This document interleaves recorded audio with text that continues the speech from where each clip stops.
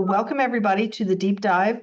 We are being recorded. This is kind of a special deep dive.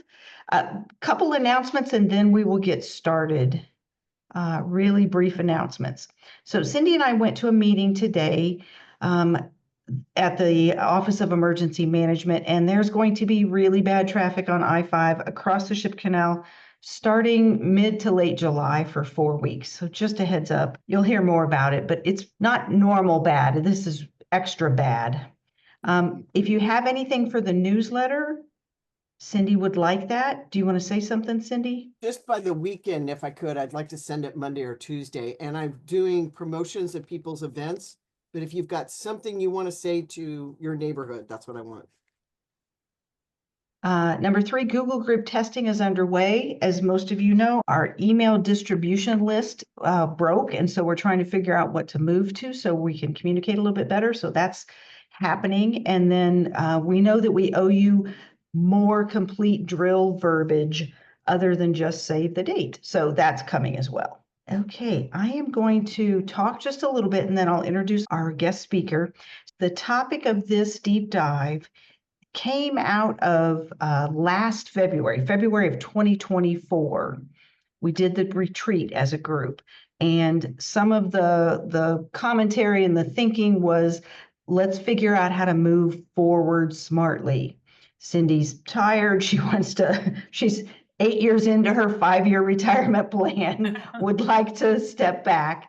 How can we assist in that, and how can we move the organization forward? So that's the topic for tonight. So this has kind of been a long time coming, but I think we're positioned to do this smartly. And there is an organization called Taproot, which pulls together folks from the business and the nonprofit community to support nonprofits. It is a nonprofit supporting nonprofits, because in general, nonprofits are made up of people like us, that we have other lives. We don't do this hub stuff for a living. We're not marketers. We're not fundraisers. There's a lot of skills that you need to successfully run a business kind of like this that we don't necessarily have. So they help support nonprofits to get better at this kind of stuff so that nonprofits are successful, because we're needed. You know, the work we do as a nonprofit or not is important. So very thankful that Taproot was able to send us a qualified individual like Sayge. And Sayge has been doing this for a while. And I believe, Sayge, you said you support like 10 nonprofits a year kind of doing this work? At least, yeah. Okay, so I'm just going to turn it over to her. She's kind of going to run the program, and we'll see how it goes. All right. Thank you, Anne. So again, my name is Sayge Medlin. I actually live and work in Athens, Georgia. I'm a faculty member at the University of Georgia, and particularly my day job is to work with nonprofits or community-based groups to build capacity, to get better at what they do, to talk with leaders and figure out strategies to move forward, to be able to do their work better and support their mission. So tonight, in talking with Anne and sort of thinking about where you all are as a network, right? I have some questions for you, and I'd like to encourage just open discussion. I'm going to facilitate the conversation, but I really want to make sure that you all can join in and speak freely based on your experience, your expertise, your knowledge.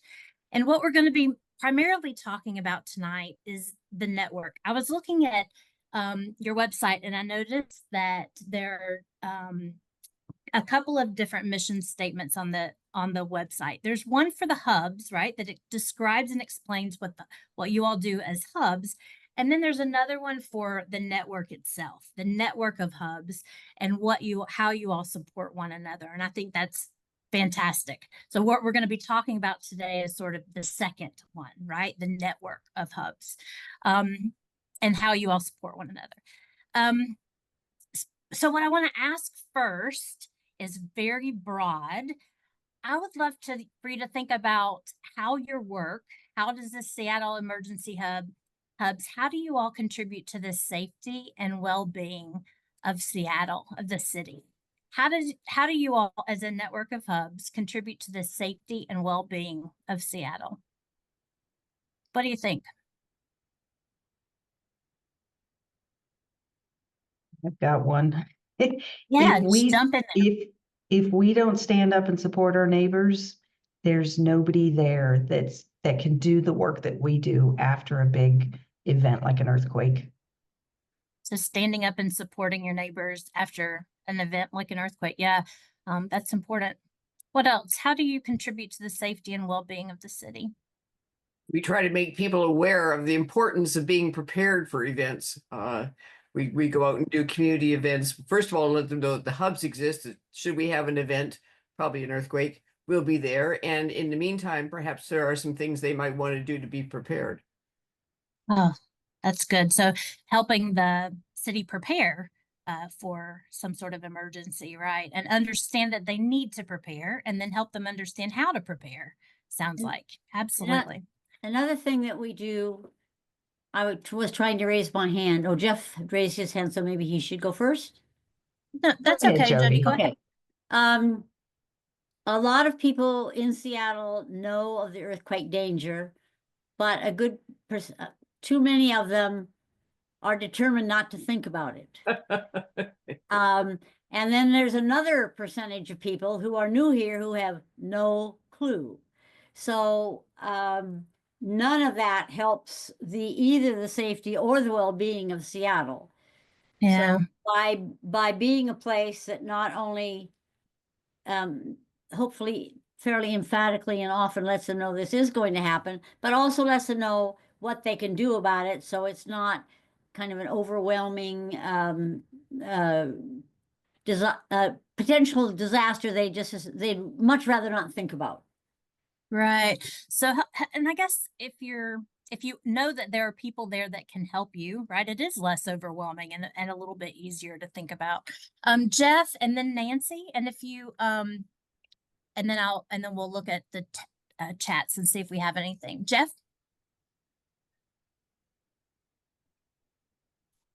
I think you're on mute, Jeff. I'm sorry. No. Okay. Now, can you hear me? Oh, yes. Okay. So, this new, anyway, so one of the public health care crises that's facing America is an epidemic of loneliness. And just the mere act of going out and going to meetings and having discussions with like-minded people is in itself a service to the community. Since I met Anne, I have gone places and done things and met people that I never would have gone, never would have done, and never would have met. And yes, now I'm not getting nearly as much sleep as I used to, but so what? I've got a much more active social life, saving my little part of the planet. And I love that, Jeff. Yeah. So there's a social component too, and a connection component, absolutely, and building community. I also heard you say, Nancy, and then Jim. Yeah, so what I was thinking about is distribution of educational materials. So whenever we have an event, we have posters up how to do certain things, and and sometimes there's handouts to do the same thing. Great. So you distribute actual material that people can hold on to. Like, for instance, how long is the stuff in your refrigerator good when the power goes out? So you have 24 hours or such. And for the health and safety of the community, they will know this information. Yeah, definitely. That's important. Jim? Yeah, following an event, the hubs will provide a degree of not normalcy, but it's not going to be chaos, people going in all directions. There'll be structure. That's what I was looking for. So in terms of well-being, I think people will settle down sooner. I like that. So in the event of an event, you all provide the structure and make sure there's people understand what to do, lessen the chaos, things like that. And then Riley says the hubs help our communities build muscle memory of supporting and being supported by each other, building connections, doing drills, etc. I love that. It seems like we need that more than ever. So when you think about all those important things, you think about education, you think about the support of communities, you think about the building of community and the bringing people together. What would things look like for this city and your communities if the hubs cease to exist? What would change?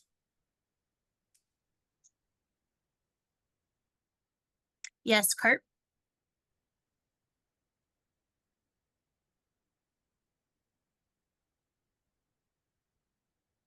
Kurt, you're on mute. There I am. Yay. Yeah, there you are.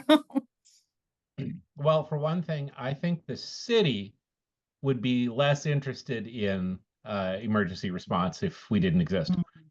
The city, I wanted to comment previously, the city is focused on a different set of emergencies.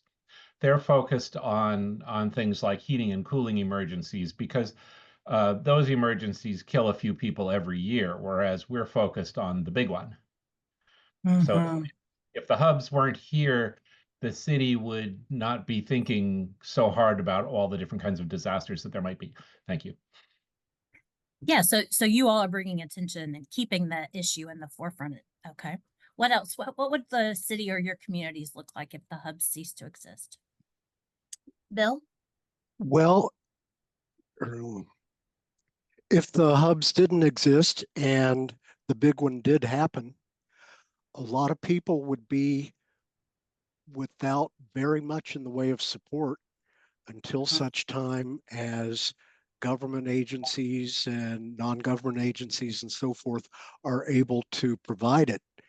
And assuming a big enough catastrophe, neighborhoods and families and so forth are probably going to be pretty darn far down on the list of priorities. So I think one of the really valuable things about hubs is the support that they provide until help arrives from the outside. Yeah. Thank you, Bill. Gabrielle? And to add to that, people would be on their own, no support, but more importantly, they wouldn't know when help is going to arrive. There'd be an information void. All right. And people, when there's an information void, tend to fill that void with whatever bad information is available or whatever is going on in their heads. Yeah, absolutely. Gabrielle?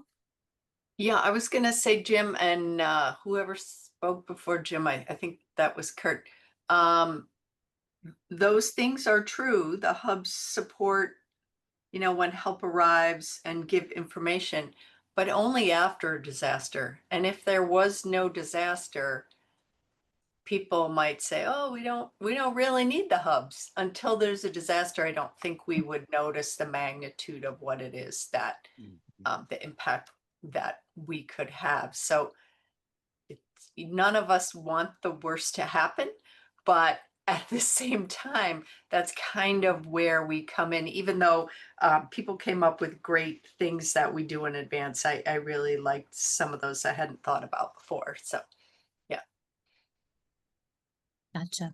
And Jeff says, the city is interested in dealing with emergencies it has the capability to deal with, right? Focus on continuity of city services, not on the neighbors. So that's where you all come in. Anything else? Yeah, Beverly? I think that the hubs adjust our mindset for what our attitude is going to be when this happens. We're thinking about how we're going to help each other, what we're going to share. I think if there were no hubs, we might be thinking, well, it's every person for themselves. Whereas here, I'm thinking, okay, what do I have that I can give? And hopefully other people are thinking, what they can give rather than how am I just going to keep my own little island safe. Yeah. Anybody else? Yeah.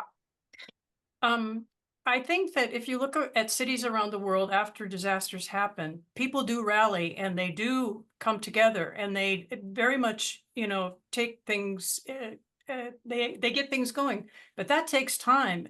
And, you can lose a lot of, there could be a lot of suffering, a lot of needless hurt, and a lot of information lost if you haven't already done that stuff ahead of time. I mean, when I think of all the things that we've already compiled in the hub, information we have and, tips we have and just knowledge that we've acquired over the last, umpteen years of thinking about this, we're going to jumpstart this process for people in a way that just doesn't happen just with spontaneous volunteers, no matter how well-meaning they are and how hard they try. So I think there would be a big gap if we did not exist. Yeah. Yeah. It's so you all provide critical services to Seattle, right? It sounds like in the education, in the building community and all, and the preparing not just technically for what might happen, but also socially for what might happen, right? So they sound like all those things are incredibly critical. Do you see the needs of your hubs changing in the future or growing in the future? Just curious. Do you see you got your needs changing or growing in the future? And Jeff and then Linda. I think we don't have enough hubs yet. So I think that given what I think a hub can do, I think we have anywhere from a third to a half as many hubs as we need. And we've got a list of hubs that we haven't gotten activated yet. So I'm not saying anything that nobody doesn't already know. It's just a question of finding the people who are willing to stand up and say, here I am, I want to be a hub captain. And there are people out there that are just waiting to be asked. All we have to do is go find those people and ask them. And I don't know how to do that, but I'll think of something. So yes, the needs of the hubs will change. There's already a need for growth. Linda, were you going to say something? And no, then Jody? no, that echoes something. Yeah, that's fine. Okay, Jody. I think you're on mute, Jody. There is so much that we who are working with hubs know we could and should do. And as we get better and do more, it seems like the availability of more gets still farther ahead of us, if that makes sense. So we do need more hubs, we do need more people, we do need more information. But I think that one of the things is it's hard to make really good use of what we already know we could and should be doing. Okay, gotcha. Chris, Cindi, and then Kurt. Yeah, I just wanted to say I can see a change happening as well, just because the nature of Seattle is changing. The type of housing that people are in is changing. And so I can see that having an effect on the hub system. If people don't have garages to store some of the supplies, that's going to change the nature of the way that we interact with each other. Oh, that's good. Thank you, Chris. Cindi? I want to echo what Jody said. As we grow, the need to support all those new hubs grows too. And so I thought I was just retiring so Ann could take it over, and we found we're both busy full time now. And if we grow the rest of the city, it's going to take 4 or 5 people doing what we do. So our need to support expanded mission, or not mission, the mission didn't change, but expanded geographic areas is a big changing need, because she said it exactly right. It just moves the end zone. Yeah, that makes sense. Kurt? Um, right now, the facility that the hub provides is extremely basic. It could benefit from more automation, but that's something that has to be planned way in advance and takes a lot of resources.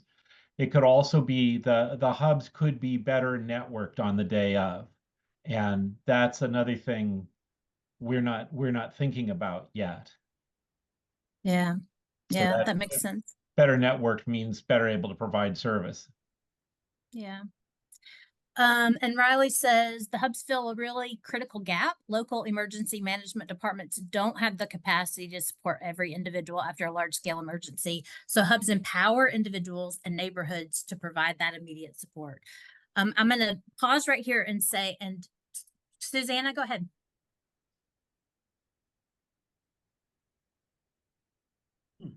I think you're muted, Susanna.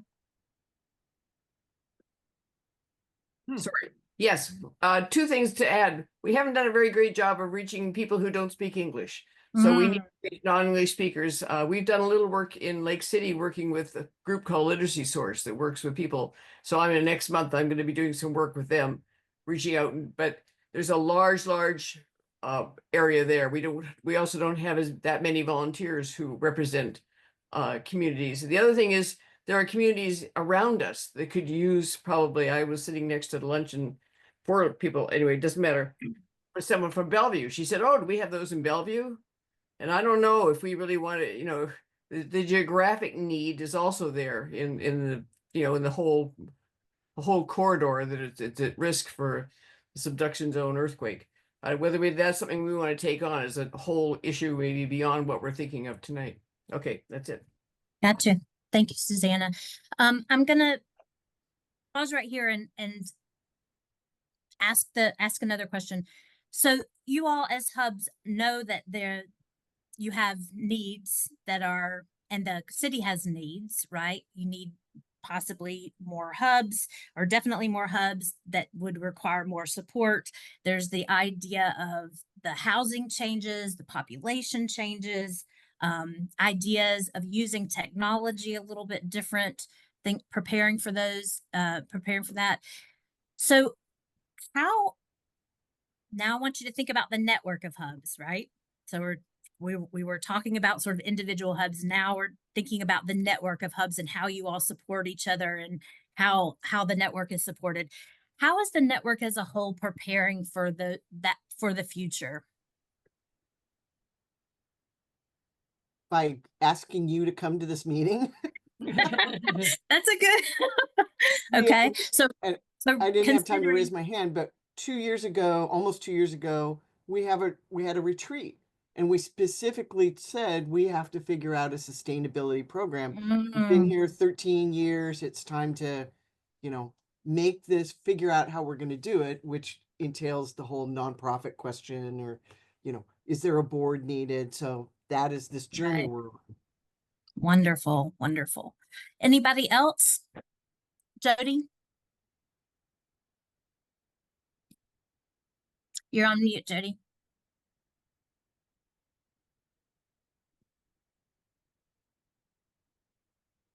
There we go. Yeah, in my mind, one of the ways that I appreciate the hubs supporting each other is that the hubs are quite independent and try out a lot of things on their own, ideas that they have, and then they let the rest of the hubs know, what worked and what didn't. So I think that this way of that, because we're largely autonomous, we can try out things that in a more formal top-down structure would be difficult to do. I'm a teacher, and I had a principal once that I came in with some idea, and he said, let me know if it works. But at most schools, you have to be sure it's going to work before you can try something out. And that can really limit the hub itself and also our ability to find new ideas that we can share with other hubs. So the way that the network is organized and that you all have autonomy, but you have the ability to come together and share information is helpful. And it provides the ability for you all to be responsive in the way that your communities need you to, it sounds like, rather than have a one size fits all kind of approach. Kurt? Jody couldn't possibly be more right. Our nature as a distributed organization is very flexible. At the same time, there's enough stuff to do in the network that it could benefit from a little bit more funding, a little bit more like maybe a full-time person. I think in order to grow our mission very much, we're going to need a central organization that works 40 hours a week. That's it. Okay, thank you. And Nancy, and then I'm going to come back to the question that I asked. Nancy? Yeah, I certainly count on. Hey, Bill, I'm on the meeting, but somehow. Oops. Okay, go ahead, Nancy. I certainly count on Anne and Cindi to kind of do some networking and leading. I would actually like to see more events where there are something like this retreat where there are hub captains and or other volunteers who are interested in getting together and just having an opportunity to just talk to other people and, you know, get some real background about what works and what doesn't. But in the meantime, I count on Anne and Cindi to kind of, you know, give us that information. Okay. So here I want to go back to the question that I asked, and this is a hard one, but I'm going to come back to it. How is the network preparing for the future?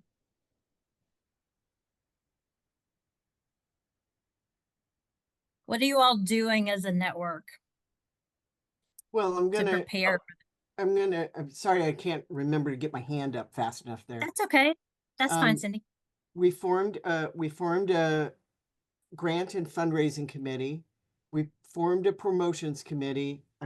I can't lean over far enough to see there was 4 committees to actually take those prongs and move them forward to figure out how we would do this. You know, the ultimate would be, are we going to staff? And the 2 questions that come up around just sustaining are, do we stay independent as an NGO or a community-based organization, or do we move ourselves and let the city take us over? And those conversations have not happened. Everybody's got pros and cons, but we don't have the fundamentals set to go, oh, it costs us $10,000 a year to do really what we want to do because we've run on the cheap for so long. So right. Put in motion, and I will say those committees are still there. It's just when you're volunteer work, they run in kind of slow motion, right? Yeah. So it sounds like you've created some committees to think about some things and raise some questions that need to be addressed. There are some limitations because the committees are volunteer led, so it takes a little bit longer, and it doesn't sound like there's quite an infrastructure or a process for the network to make some of those difficult decisions about its future, meaning, you know, where the entity and things like that. Gabrielle and then Jeff. One of the things that I think does help us as an organization is so much has been, you know, written up and systematized between Anne and Cindi of the different things we have. And that doesn't necessarily make the network work better, but as we add new hubs into the network, it's easier, I'm guessing, to get somebody up and onboarded because some of that documentation is there and ready to go.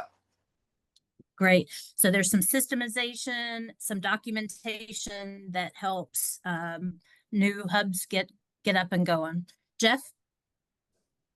One of the things that I am learning is how to connect up a walkie-talkie to a laptop computer so that I can join a network of hubs post-disaster and still operate autonomously.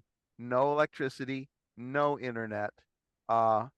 just my radio and my computer and presumably a battery or a generator to keep it going long term.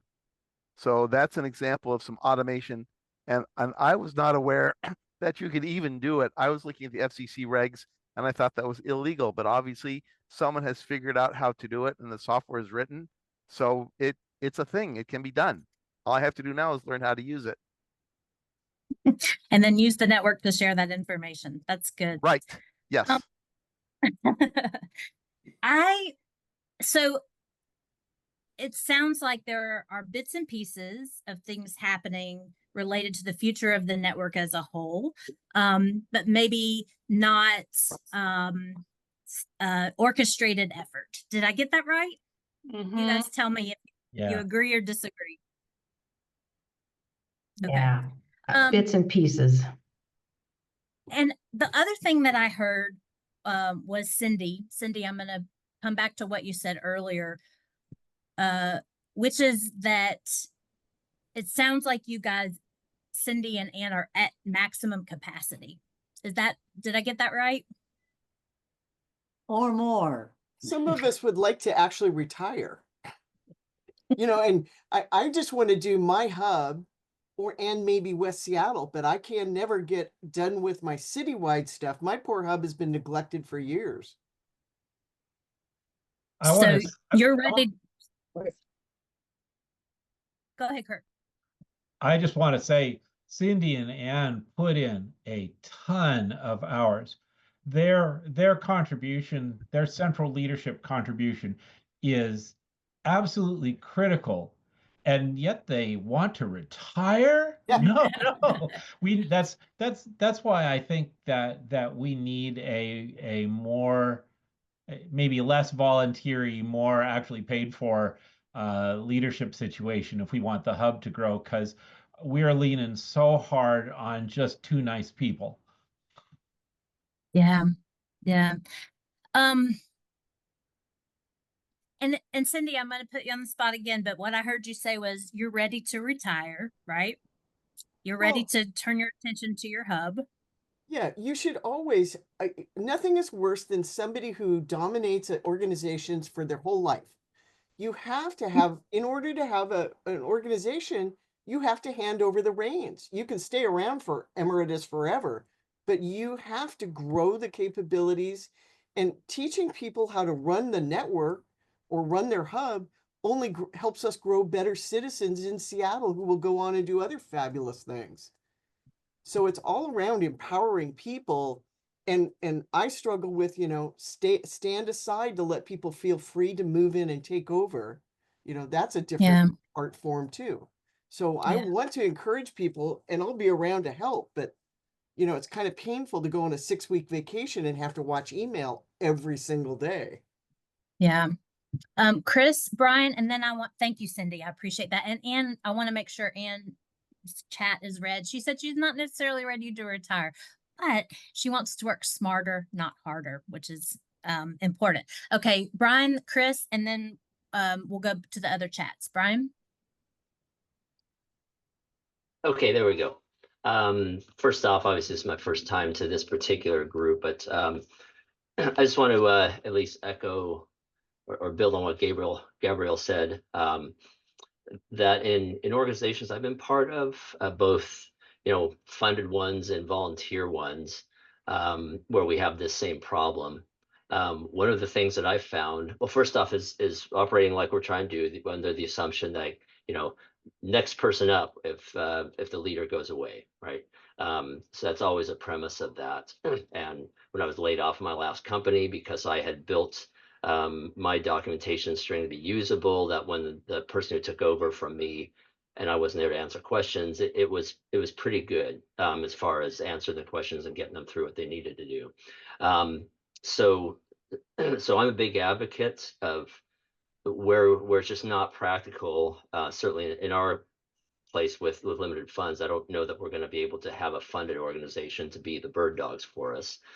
So in that case, what I found has been really useful is to use something like, I tend to favor Microsoft OneNote, but if we can get anything that allows you to have a tabbed just entry point. And then I set it up with a lot of questions, under, like in this one, under the radios, how do I get up and running with my system? And that would be titles that I would have in there, so that if somebody came in after me, it was pretty easy to go in there. And then I'd set it up in a checklist arrangement, so there's not a lot of just long dissertations and discussions. It's designed to be very like, okay, just what I need to get me up and going. And for somebody who didn't practice through that up front, like if we had to use that on an actual disaster situation with somebody who wasn't real knowledgeable, yeah, it's gonna be rough for the first day or two. But a structure like that has a nice, easy way to get through what you need to do, checklist based. Eventually you make it work, and it doesn't take a whole lot of ramp up time to make that successful. So I just wanted to throw that out. Thank you, Brian. So there are some software-based ways to get organized, to share information, etc. Chris? Yeah, I just wanted to kind of build on what Jeff, I think, is typing in the chat.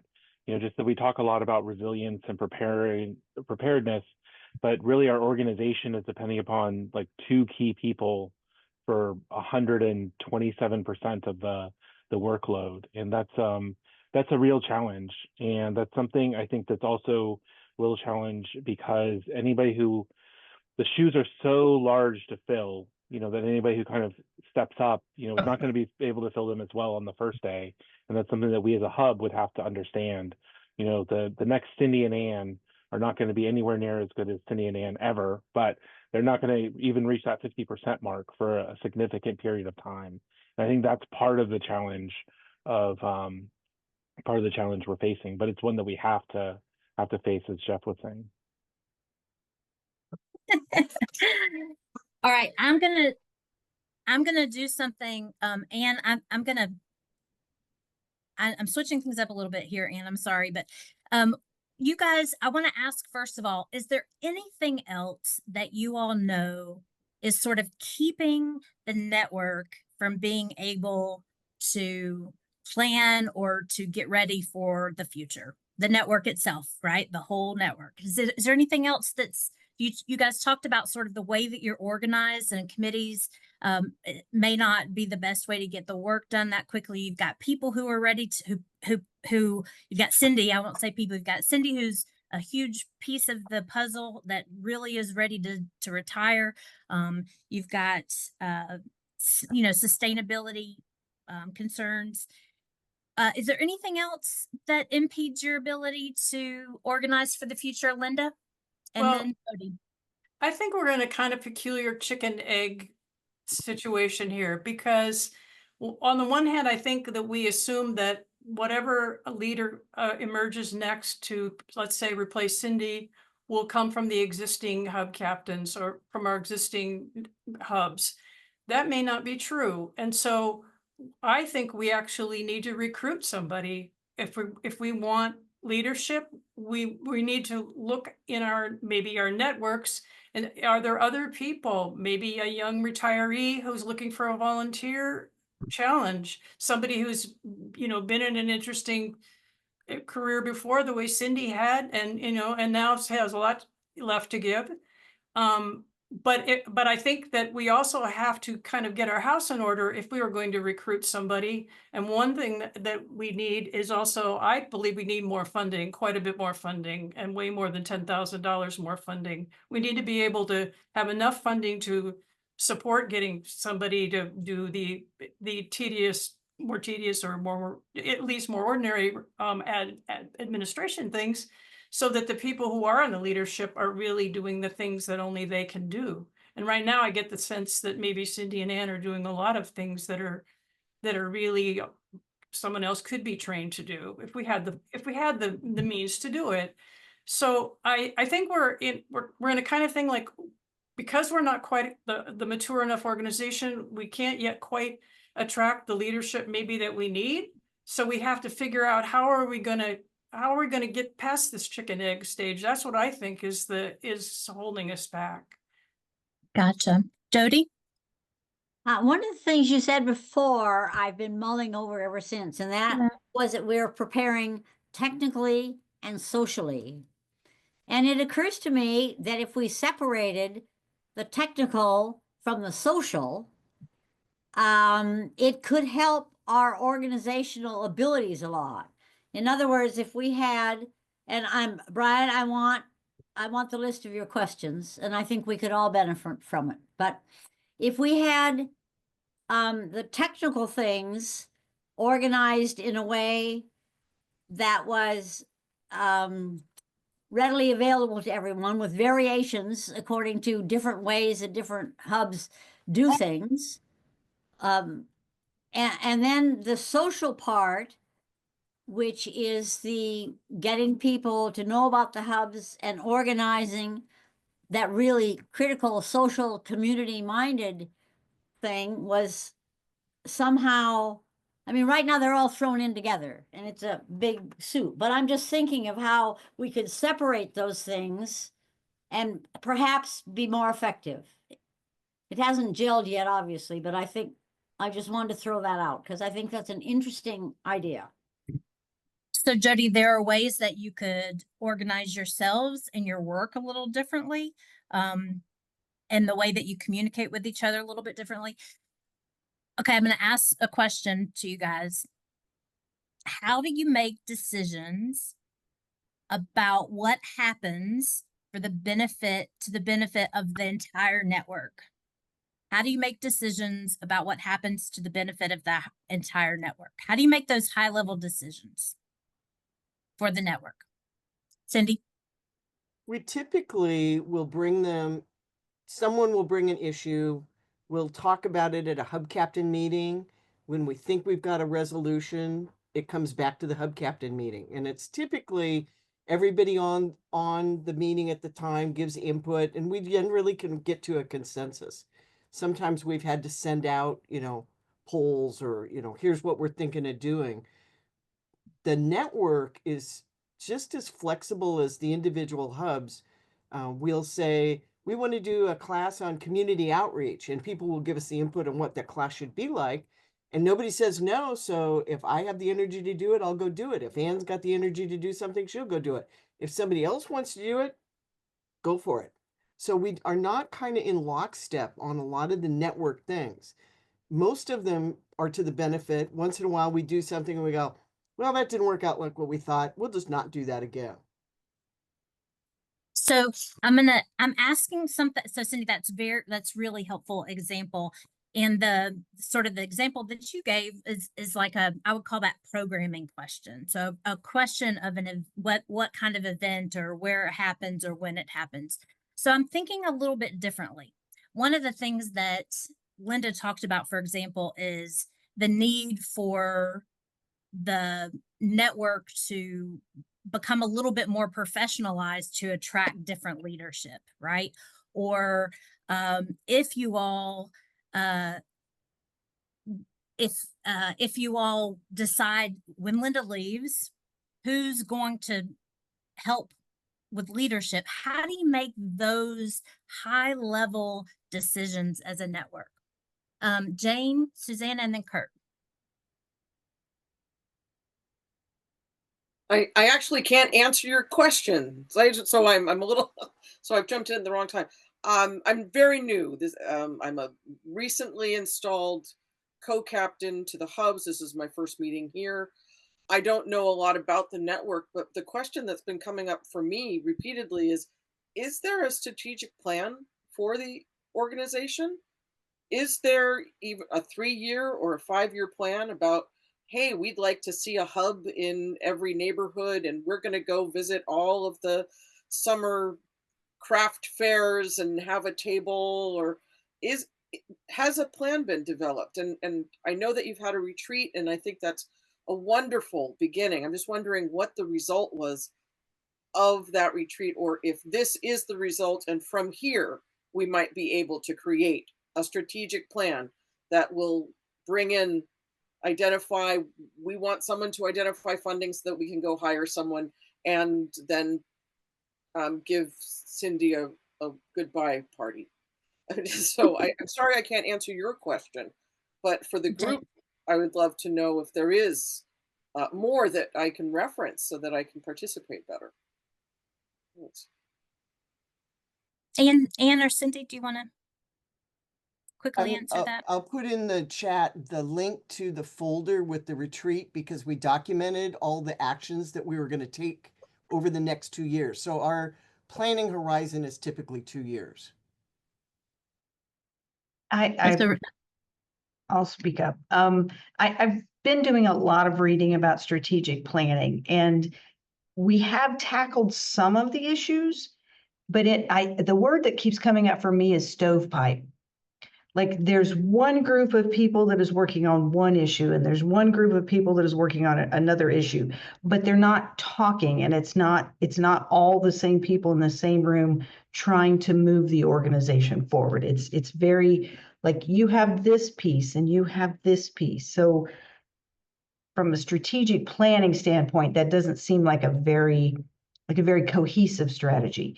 And we, to Jane's point, we don't make goals like we want to have 7 more hubs by the end of the year. We don't make goals like that. Part of it is because of the nature of the business. We don't drop hubs in communities that aren't ready for them. It has to grow organically. And we don't have the bandwidth to go out to these communities that really we believe could really use a hub and go, hey, come on, guys, we have to wait for them to raise their hand, and then Cindi and I go in and support.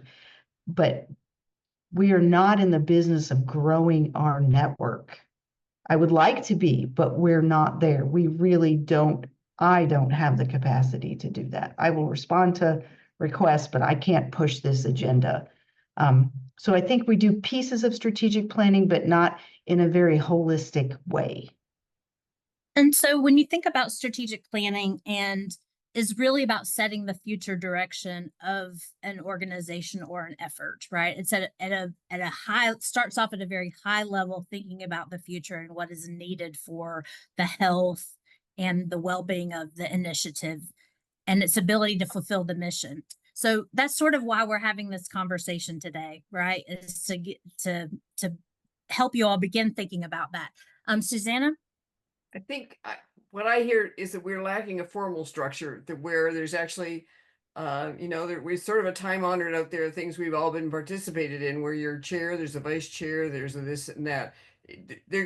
What structure is right for the organization, I'm not totally clear, but if you have a structure like that, you have something like a vice chair who's the person in training to become the chair usually. And so you do have some succession preparation. So I think maybe it's time for us to move from a less formal organization to a slightly more formal with a plan and maybe with an executive committee that can actually help with things like strategic planning and get things going. So what form it takes, I don't know. There's certainly a structured plan out there the country uses a lot. Whether it's the right one for us, I don't know. Thank you, Susanna. That's a great suggestion. Kurt? Okay. I think that I would not say that the Hub Network really does strategic planning with all we had that meeting. It seems to me, certainly at the Hub level and to a fairly significant extent at the network level, that what happens is volunteer-based. If somebody says, man, we really need funding for this, and they are a person who can go out and make it rain, then that happens. If somebody wants to change from ham radio to GMRS and they know something about radio and they want to spend a ton of time on it, then that happens. But what we don't have is volunteers who are ready to do anything that they're asked of, who can be directed by an executive committee to spend so many hours a week doing stuff. Gotcha. So and we've got about 10 more minutes, and I want to make sure there are a few people that we haven't heard from tonight. And I just want to invite you guys that haven't spoken out. Is there anything that you all want to contribute or provide in terms of some of the questions that we've asked? Give you guys a couple of seconds. Anybody? that hasn't spoken? Frank? Yeah, can you hear me out there? Yes. Hear me okay? Some of us have been at this since the late aughts, 2009 and et cetera. And this year was probably the first in memory, and correct me if I'm wrong, where we have sat down with a city council member, retired naval intelligence officer, who understands the situational awareness aspect of this, who understands that what we're doing is absolutely critical, who understands that what we're trying to do is help people figure out how to empower themselves to be an effective part of public safety. So a lot of times it's a lot of well-meaning people working from the bottom up, when if there were the other 8 city council members, when they went out to each of their districts with overlap with some of our sectors and said, hey, we sat down with Bob and everything, and you guys got a great thing going here. We need some people who have the power to move things based on their position to show they give a damn and put themselves out there for it. And Bob's doing that now, and he's a wonderful man to work with.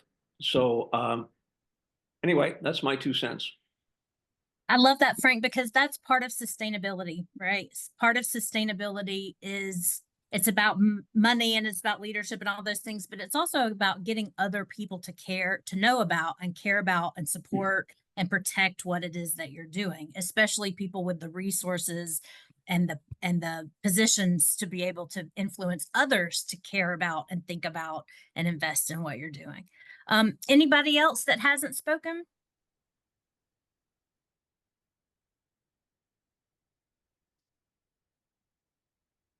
Okay. Oh, go ahead. Sorry. Go ahead. Waiting. Sorry, didn't mean to wait until you started speaking. Yeah, my name's Riley. I haven't been in one of these larger group calls. I'm in the Ballard hub, and just hearing all of this, I'm very inspired by all of the work that is put into this. I, go as often as I can to the Ballard Commons hub, but just thinking more broadly, but also about what I can do. I met with Jody now that she's been back, and just focusing on growing the Ballard hub and thinking about how we can, and I can support more, meeting more often, like the volunteers meeting more often than once a month. Like I can put more effort into that. So I don't really have anything to contribute more than I was messaging in the chat, and I agree with what everyone was saying, but I just wanted to say hello and that I'm inspired by all of that. And I think that the individual hubs growing hopefully also will expand the hubs into other neighborhoods, because people, if they don't, if there isn't a presence, they're not going to know about it necessarily. So just wanted to add that. Thank you, Riley. Anybody else?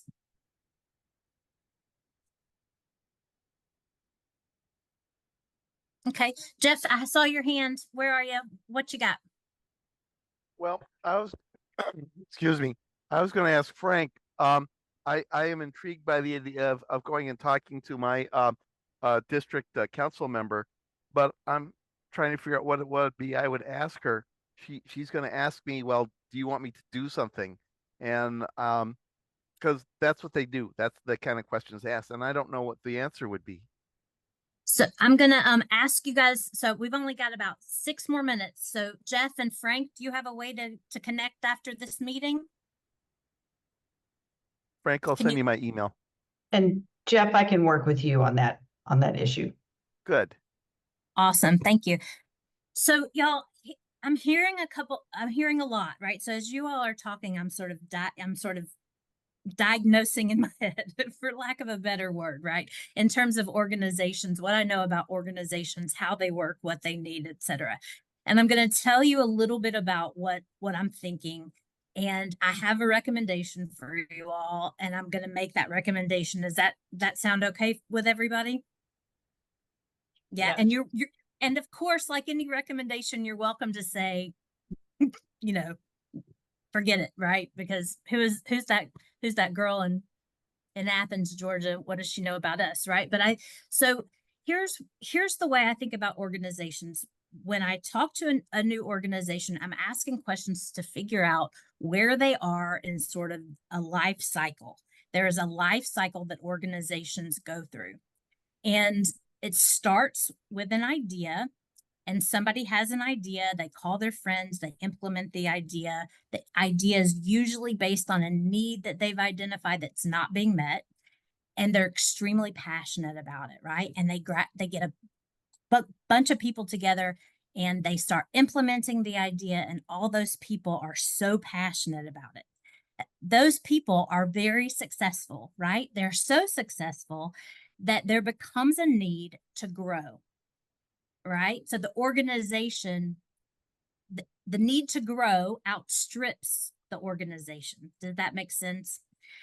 The best way I can think about it, and y'all forgive my anecdote, but when I have a son, and he was my first child, and the summer that he turned 11, he grew like, 6 or 7 inches. He was becoming this adolescent, and I was unprepared. That, he had a small bed. It was too small for him. His clothes didn't fit. He was becoming a teenager. He was doing all these teenagery things, and I didn't know. I wasn't prepared. He smelled bad, right? He ate more than he did before, all these things. And so I was unprepared. I had to adjust what I was doing. I had to become a different kind of parent. Organizations who are successful and the need begins to outstrip their ability have to do things a little differently, right? They have to organize themselves, not just to provide the great services that they're providing, but also they have to organize themselves in ways to grow to meet the need. And those organizations are called adolescent organizations. And when I hear you all talking, that's sort of what comes to mind to me, is that you all are at a place where you're at a place where in order to sustain and grow, you have to think about the future. You have to think about a lot of things and make some critical decisions. But the way that you're currently organized doesn't necessarily allow you all to do that in a timely, efficient, effective way. So ideally, organizations that are in this spot grow professionally and grow professionalism without losing the things that are important to them that help them be unique and special. Like, for example, the need for your hubs to maintain autonomy and be able to do things right individually. So that there's a balance between professionalism and, if that makes sense, and localism, right? Does that make sense? Mm-hmm. So there are a lot of things that you guys need to think about. You all, as a group of hub leaders, it's a very large group.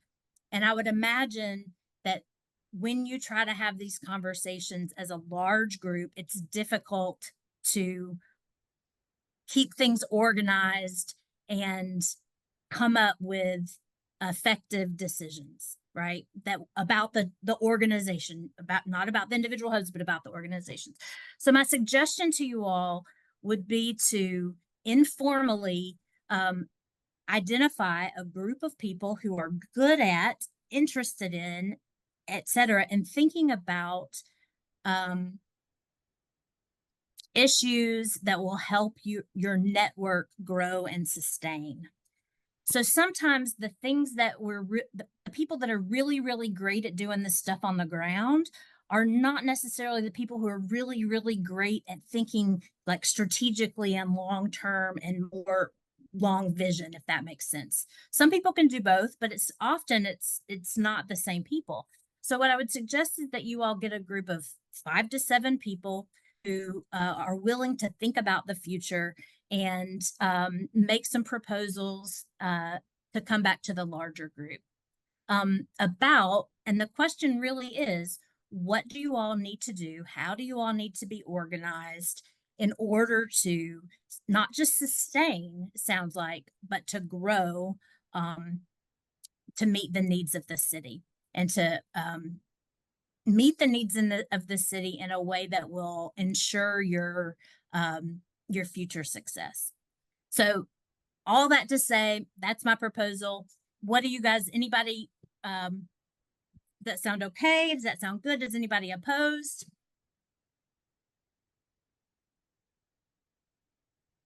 Kurt?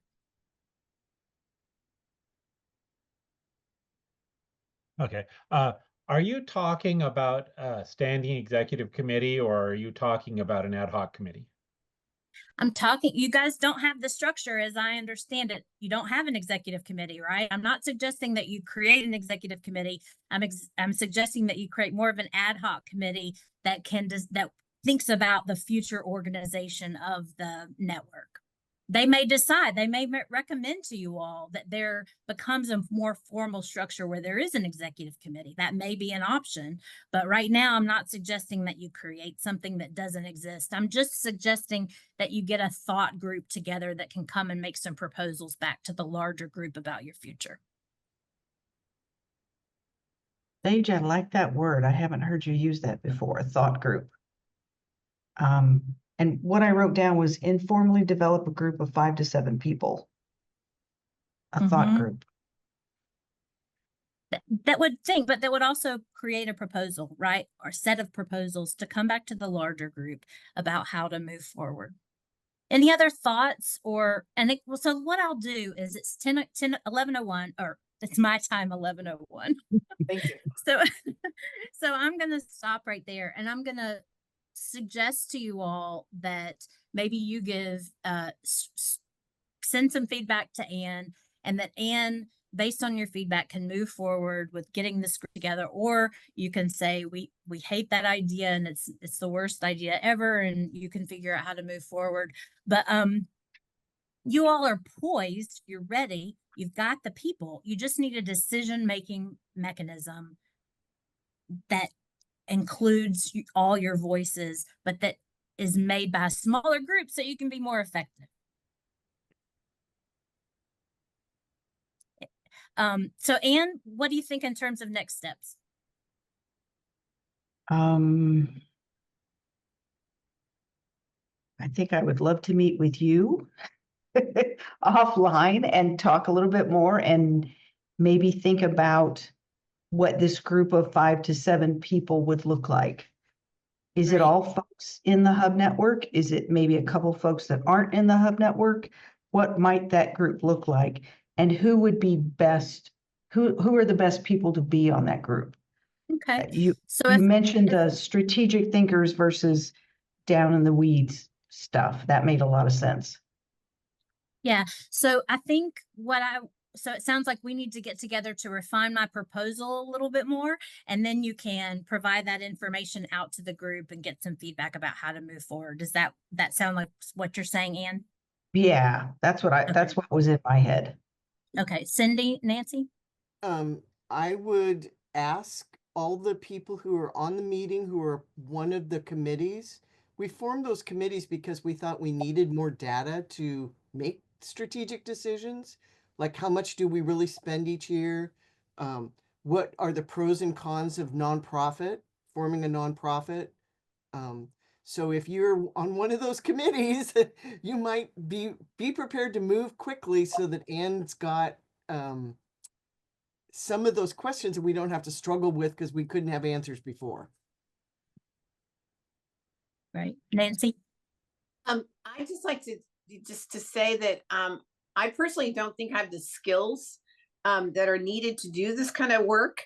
I feel like I'm really a hands-on person rather than a that kind of thinker. So and certainly I don't have the background. I don't have a business degree or that sort of thing. So I think that whoever comes forward should have some sort of experience and or skills to doing that sort of thing. And how we look for those people is beyond me, really. Yeah, thank you, Nancy. That's exactly what I was kind of hoping to pull out of Sage's head. Like, what are we looking for? How do we get the right people at the table so that we can make some really smart strides forward? Using, like Cindi said, using the information that's already been gathered. Yeah. Yeah. I am going to, I'm sorry for running over. I apologize.